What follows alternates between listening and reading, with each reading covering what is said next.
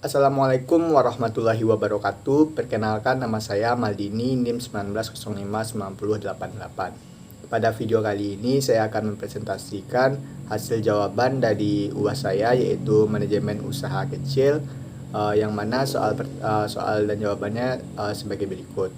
Soalnya dalam menentukan jumlah kerja yang diperlukan perusahaan, Anda harus menentukan waktu perputaran modal kerja. Buatlah ilustrasi perusahaan Anda bergerak di bidang tertentu. Perusahaan yang saya ambil yaitu bergerak di bidang komunikasi, yaitu menjual pulsa dan paket internet. Dan analisisnya berupa ini.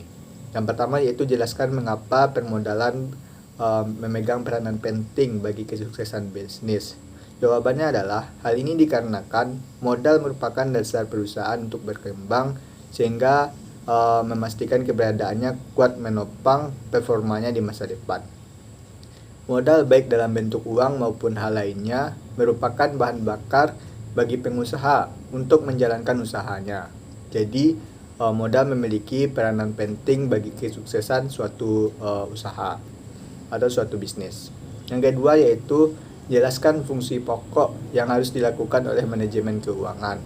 Fungsi utama dari seorang manajer keuangan yaitu merencanakan, mencari serta dapat memanfaatkan dana dengan berbagai cara dalam maksimalkan daya guna dari operasi perusahaan.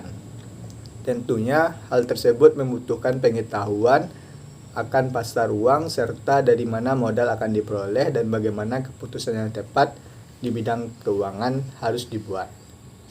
Penjelasan mengenai fungsi manajemen keuangan adalah sebagai berikut. Yang pertama yaitu planning atau perencanaan keuangan. Hal ini meliputi perencanaan arus kas serta laba rugi perusahaan.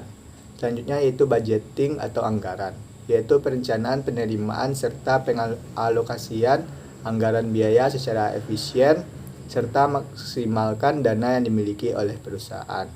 Yang ketiga yaitu controlling atau pengendalian keuangan. Hal ini merupakan evaluasi serta perbaikan mengenai keuangan serta sistem keuangan perusahaan. Yang terakhir yaitu auditing atau pemeriksaan keuangan, yaitu melakukan audit internal berdasarkan keuangan perusahaan yang ada supaya sesuai dengan kaidah standar akuntansi serta tidak terjadinya penyimpangan. Serta reporting atau pelaporan keuangan, yaitu menyediakan laporan informasi mengenai kondisi keuangan perusahaan serta analisa rasio laporan keuangan.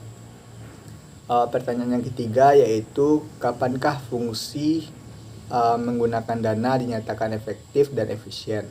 Dari mana saja sumber-sumber modal perusahaan?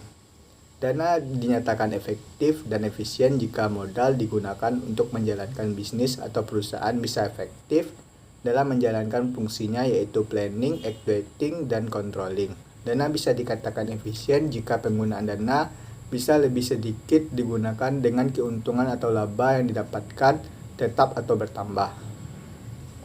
Modal pada dasarnya berasal dari dua sumber, yaitu